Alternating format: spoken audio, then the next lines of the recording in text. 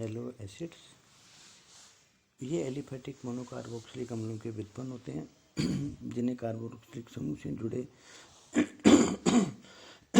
Alkyl समूह के एक या अधिक हाइड्रोजन परमाणुओं को हैलोजन परमाणुओं के द्वारा प्रतिस्थापन से प्राप्त किया जाता है, जैसे alpha chloroacetic acid, dichloroacetic acid, trichloroacetic acid etcetera.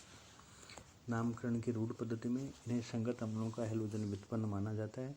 अम्ल के एल्किल समूह के कार्बन परमाणुओं को अल्फा, बीटा, गामा तथा डेल्टा आदि ग्रीक अक्षरों से संबोधित किया जाता है। अम्ल के नाम से पूर्व हैलोजन प्रतिस्थापक की स्थिति इन्हीं अक्षरों से दर्शाते हैं। कार्बोक्सिलिक समूह के पास वाला कार्बन अल्फा, फिर बीटा, फिर ये गामा और ये डेल्टा। जैसे ये है beta bromo butyric acid, beta beta, ये अल्फा, ये beta beta dichlorovaleric acid, alpha bromo beta chloropropionic acid. IUPAC पद्धति के अनुसार इन्हें हेलो एल्केनोइक अम्ल कहते हैं। COOH समूह के कार्बन परमाणु को संख्या 1 दी जाती है। श्रृंखला पर उपस्थित हैलोजन परमाणुओं को एल्केनोइक अम्ल से पूर्व उनकी स्थिति दर्शाते हुए अंग्रेजी वर्णमाला के क्रम में पूर्वलग्नित कर देते हैं। जैसे ये COOH को पोजीशन 1, 2, 3, 4 3 पे ब्रोमो, तो ये 3 ब्रोमो ब्यूटेनोइक अम्ल। एक COOH को 1, 2, 3 4 3 पे तो क्लोरीन है, तो 3 डाइक्लोरोपेंटेनोइक अम्ल।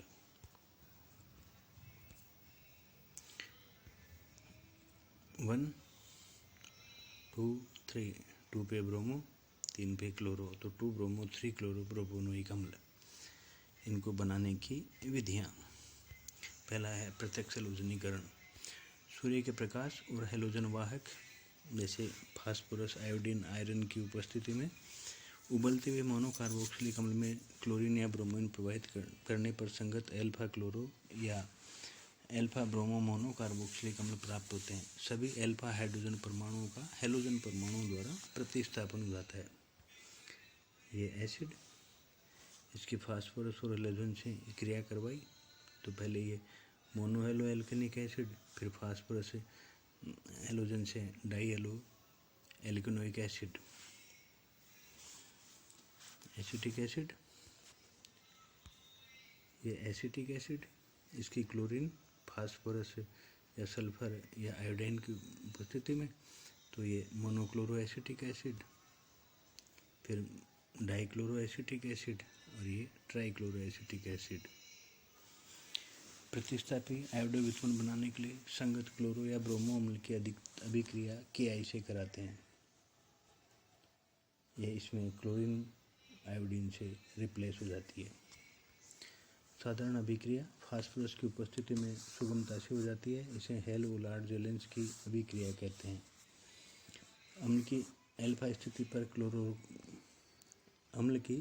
स्थिति पर क्लोरीनीकरण SO2Cl2 से भी कर सकते हैं। आयोडीन की थोड़ी सी मात्रा उत्प्रेरक के रूप में लेते हैं।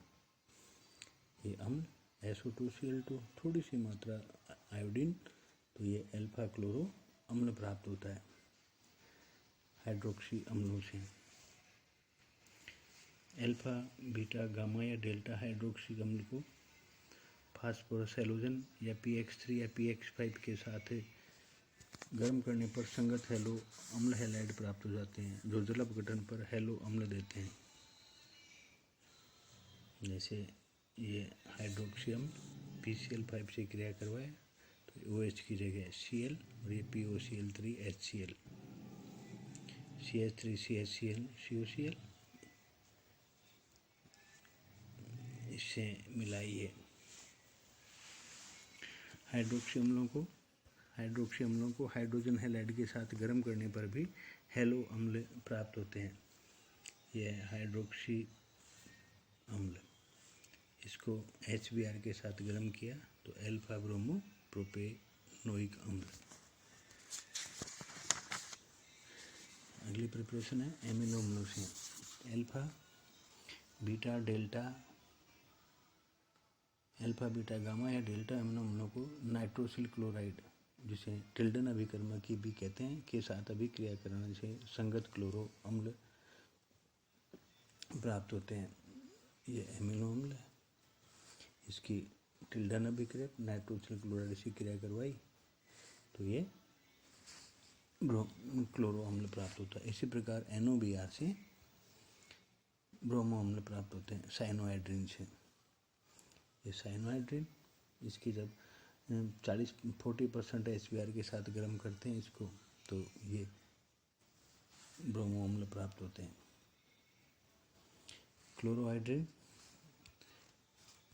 क्लोरोहाइड्रिन का सांद्र नाइट्रिक अम्ल से ऑक्सीकरण करने पर क्लोरो अम्ल बनता है। इनकी रासायनिक अभिक्रियाएं हेलो अम्ल COOH एवं एल्किल हैलाइड दोनों प्रकार की अभिक्रियाएं देते हैं। पहली अभिक्रियाएं हैं COOH समूह की अभिक्रियाएं। COOH समूह के कारण ये लवण, एस्टर, अम्ल हैलाइड, अम्ल एमाइड आदि बनाते हैं। पहली अभिक्रिया है लवण का बनाना। ये धातुओं के साथ ही संगत लवण बना लेते हैं। COOH, इस H की जगह Na रिप्लेस हो गया और हाइड्रोजन देते हैं। क्षार विलयन के साथ हैलोजन अम्ल की अभिक्रिया अम्ल से हैलोजन परमाणु की स्थिति पर निर्भर करती है। एल्फा हैलो अम्ल का क्षार विलयन से जल अपघटन होकर अल्फा हाइड्रोक्सी अम्ल बनते हैं।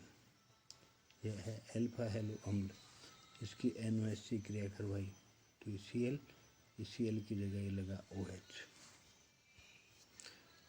बीटा हैलो अम्ल का क्षार विलयन से जल अपघटन होकर बीटा हाइड्रोक्सी अम्ल बनते हैं, जो क्षार विलयन के साथ थोड़ी देर उबालने पर अल्फा बीटा असंतृप्त अम्ल बनाते हैं। ये बीटा क्लोरोप्रोपेनिक एसिड, पहले बना बीटा हाइड्रोक्सी एसिड, जिसको NaOH के साथ उबालने पर इसके H या OH और इस H से ये वाटर मोलिक्यूल निकल जाता है और असंतृप्त अल्फा बीटा असंतृप्त अम्ल एक्रेलिक एसिड बनता है। गामा एवं डेल्टा हैलो अम्लों को NaOH के साथ गर्म करने पर संगत गामा एवं डेल्टा लैक्टोन बनते हैं। ये लैक्टोन। एस्टरीकरण, ये एल्कोहल के साथ अभिक्रिया करके संगत एस्टर बनाते हैं। क्लोरो एसिड, एल्कोहल के साथ क्रिया किया तो ये एथिल अल्फा क्लोरो एसीटेट। ये PCl5 के साथ क्रिया करके अम्लों के हैलाइड बनाते हैं। हैलोजन परमाणु के साथ अभिक्रिया, हैलो अम्लों में हैलोजन परमाणु को OH, CN, NH2, NO2 आदि समूहों के द्वारा प्रतिस्थापित किया जा सकता है। जब हैलो अम्ल की AgOH से क्रिया करवाई तो हाइड्रोक्सी समूह से प्रतिस्थापन। जब इस हैलो अम्ल की KCN से क्रिया करवाई तो साइनो समूह से प्रतिस्थापन। जब इसकी अमोनिया से भी क्रिया करवाई तो ये NH2 समूह से प्रतिस्थापन। जब इसकी AgNO2 से क्रिया करवाई तो ये NH2NO2 ग्रुप से प्रतिस्थापन। क्लोरो एसिटिक अम्ल सिल्वर के साथ गर्म करने पर सक्सेनिक अम्ल बनाता है। ये क्लोरो एसिटिक एसिड के 2 मॉलिक्यूल सिल्वर के साथ गर्म करने पर ये सक्सेनिक अम्ल बना रहा है। डाइक्लोरो एसिटिक अम्ल को NaOH के साथ गर्म करने पर ग्लाइओक्जेलिक अम्ल बनता है। ये डाइक्लोरो एसिटिक एसिड, इसको NaOH के साथ गर्म किया तो यहाँ से ये वाटर मोलिक्यूल निकला और इस वाटर मोलिक्यूल निकलने से ये ग्लाइओक्जेलिक अम्ल प्राप्त हुआ। मोनोबेसिक हाइड्रोक्सी एसिड्स, एक क्षार के अम्ल के एल्किल समूह से एक हाइड्रोजन परमाणु को हाइड्रोक्सी समूह के द्वारा प्रतिस्थापित करने पर एक क्षार की हाइड्रोक्सी अम्ल या मोनोबेसिक हाइड्रोक्सी एसिड प्राप्त होते हैं। जैसे ये मोनोहाइड्रोक्सी एसिड, ये OH, ये मोनोहाइड्रोक्सी एसिड।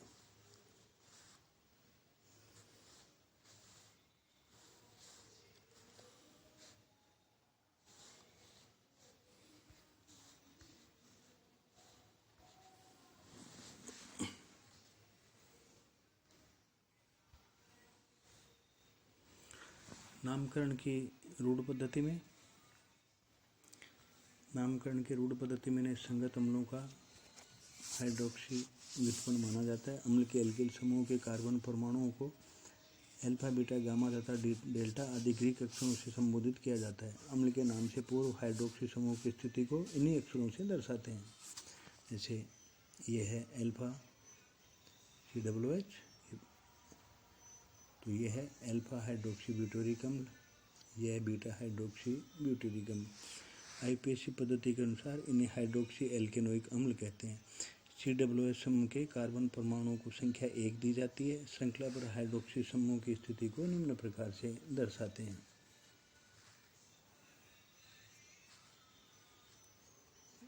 COOH को 1, OH2 1 2 3 4, तो यह है 2 हाइड्रोक्सी ब्यूटेनोइक अम्ल। यह है 1 2 3 4 3 हाइड्रोक्सी ब्यूटेनोइक अम्ल। यदि द्विक्षार के अम्ल में उपस्थित मेथिलीन समूह के विभिन्न कार्बन परमाणुओं से एक या अधिक हाइड्रोजन परमाणुओं को हाइड्रोक्सी समूह के द्वारा प्रतिस्थापित करें तो द्विक्षार के हाइड्रोक्सी अम्ल प्राप्त होते हैं। डाइबेसिक, जिसमें 2 OH समूह हैं, जैसे ये मैलिक अम्ल, ये टार्टरिक अम्ल, ये सिट्रिक अम्ल।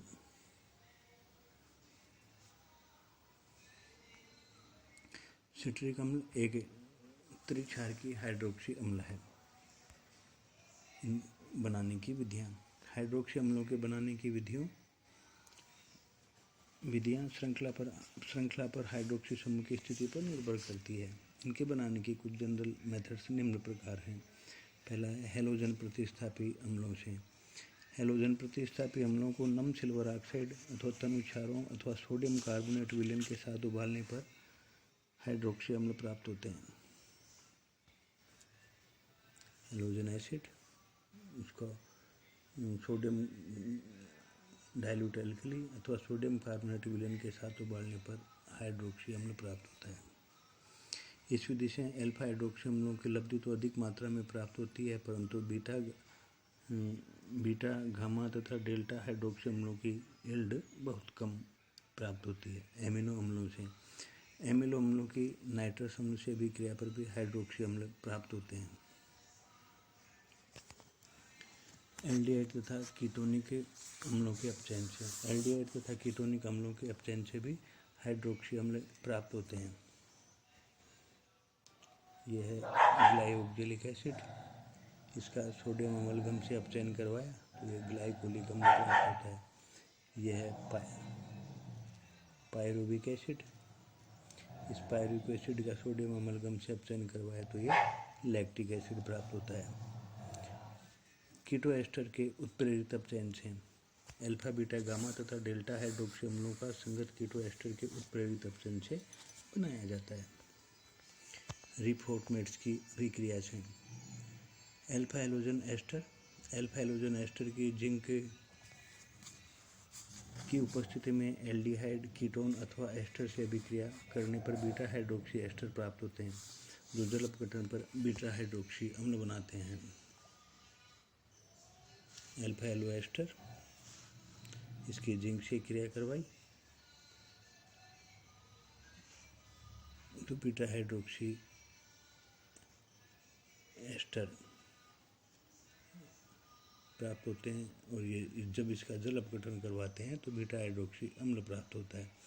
जैसे ये CH3CHO, और ये अल्फा हैलो एस्टर जिंक से क्रिया करवाई, ये मिला बीटा हाइड्रोक्सी एस्टर मिला, और इसका जल अपघटन करवाया तो ये बीटा हाइड्रोक्सी ब्यूटायरिक एसिड प्राप्त होता है। एल्डिहाइड तथा कीटोनों के साइनोहाइड्रिन से एल्डिहाइड तथा कीटोनों के साइनोहाइड्रिन अम्लीय अथवा क्षारकीय जल अपघटन द्वारा अल्फा हाइड्रोक्सी अम्ल बनाते हैं।